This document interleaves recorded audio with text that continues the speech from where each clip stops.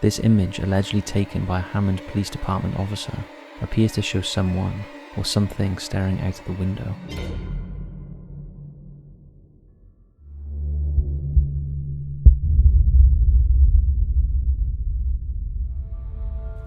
Welcome back to another episode of the Creepy Marathon Month. As many of you will know by now, this is the month of all things horror.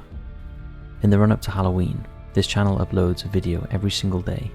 We talk about a variety of creepy things, from paranormal, supernatural, dark unsolved mysteries, and creepy UFO and alien encounters. And do we have some good ones in store for you today? Now, if you haven't already done so, hit those lights, sit back, and enjoy.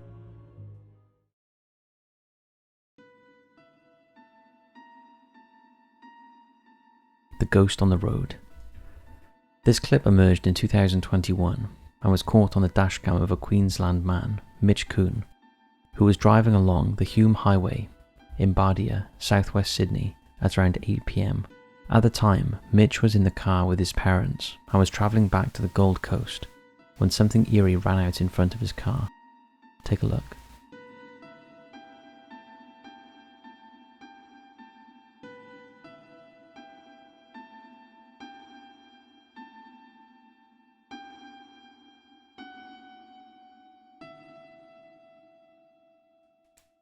Mitch believes it was a child approximately 6 years old wearing a blue coat. Shocked by what they saw and unable to stop at that moment, his mother, who was seated in the front passenger seat, called the police. And this is where things get interesting. About 45 minutes after the sighting, when Mitch was finally able to pull over, he called the local police station to offer them his dashcam footage. However, the officer who answered stated that they did not need the footage because the child had already been found. Contrary to this call, the following day, police reported that they searched the area but found no child, and no reports of a missing child in the vicinity had been logged. So what exactly did Mitch and his family witness? Commenters on the video suggest that it might have been the ghost of a small child, possibly carrying a doll or a toy. What do you think? Do you think that is a child, a ghost, or is there a more sinister explanation? Why did the police lie about finding the child? Something seems strange here. Apart from the information we just shared, we cannot find any more about this story.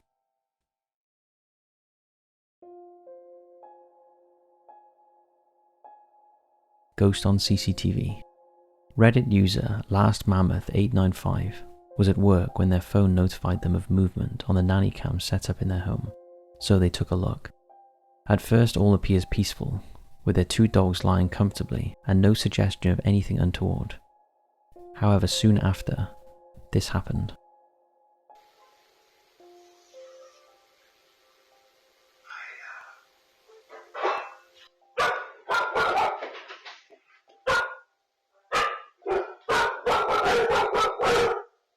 Did you hear that voice and see the internal door opening? It's important to note that only the dogs were in the house at the time, and it's clear that both heard something as they instantly reacted, with the dog closest to the door rushing away, while the other jumped off the couch, seemingly prepared to confront whoever might enter. However, nothing did. The uploader says that they are unsure whether the voice sounds like it's saying higher or tire, while other commenters claim to hear lay down or wake up, as though it's talking directly to the dogs. What do you hear?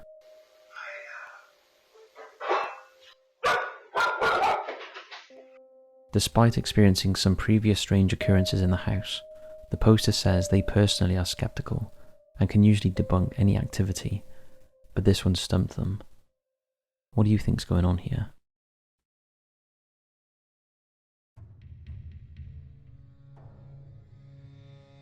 The little people of Pryor Mountains. Are there really little people living in the Pryor Mountains of Montana? Well, the indigenous Crow Nation certainly believe there are.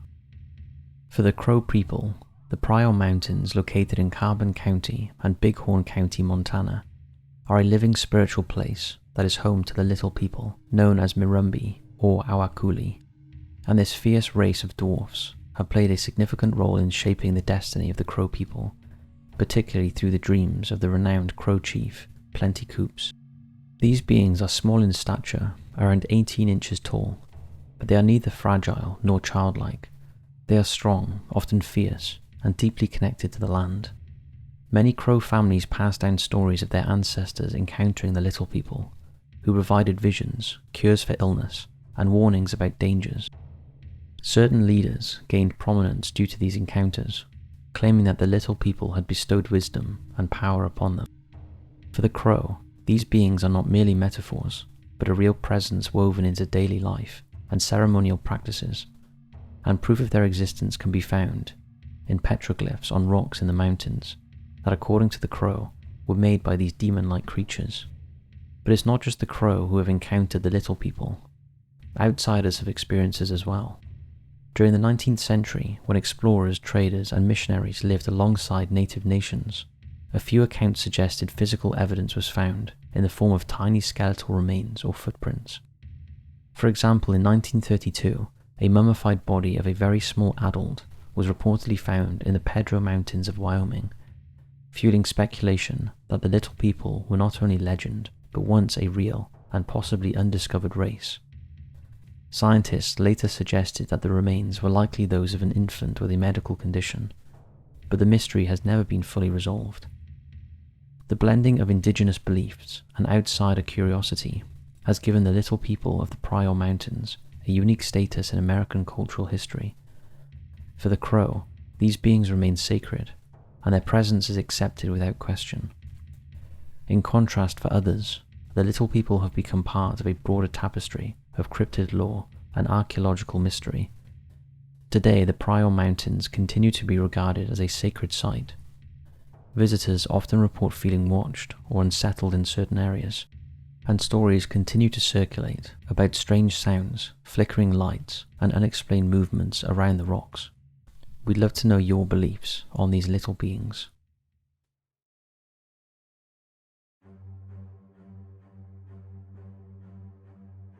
A demon figure in the window.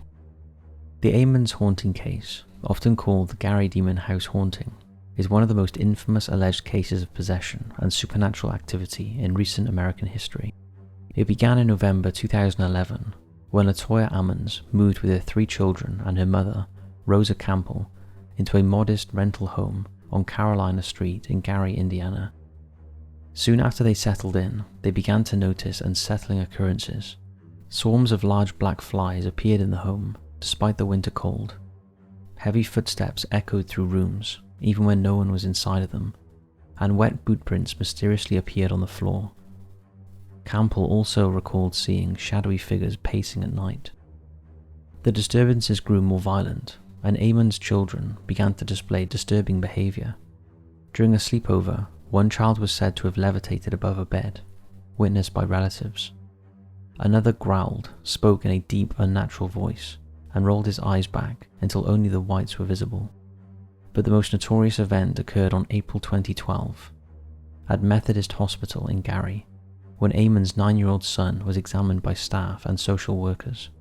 In the presence of a nurse and a Department of Child Services case manager, the boy reportedly walked backward up a wall to the ceiling before flipping over and landing on his feet.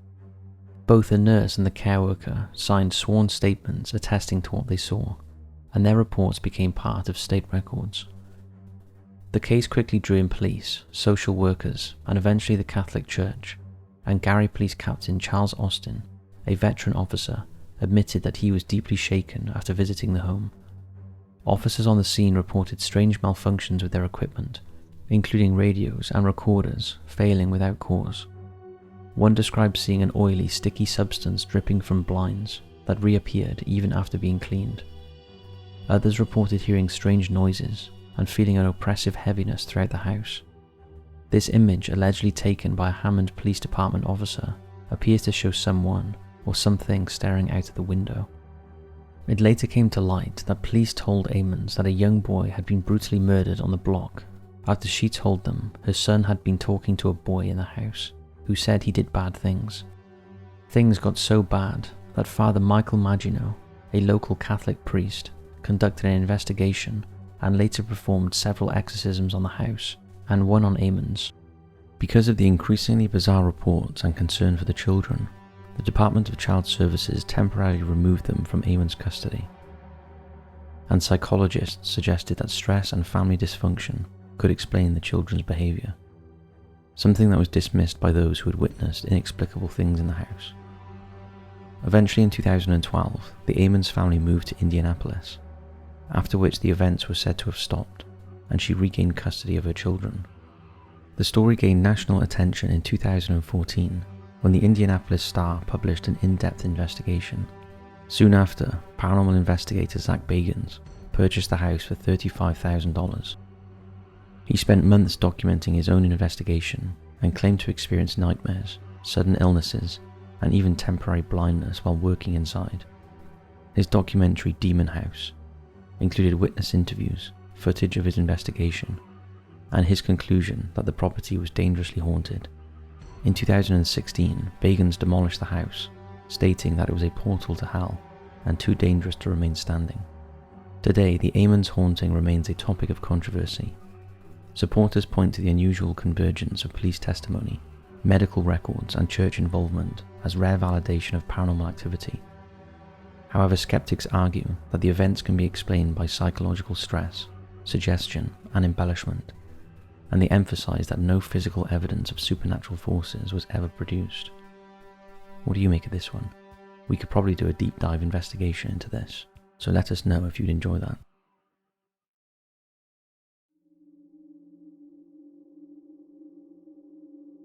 Let's finish up on a non-paranormal story, but instead, the last photograph taken before someone passed away, and it's an eerie one. In June 1924, English mountaineer George Mallory set out on what would become the most enduring mysteries in mountaineering history. He had already taken part in 2 earlier expeditions to Mount Everest, both of which ended without success, and this third attempt carried the weight of both ambition and desperation. Mallory was 41 years old at the time, older than many of the climbers around him, yet he was still driven by a fierce determination to reach the summit. He paired himself with the young Andrew Irvin, who was 22 and admired for his mechanical skills and stamina, even though he had little high-altitude experience. The expedition started well. The final push for the summit began from the high camp at approximately 26,800 feet.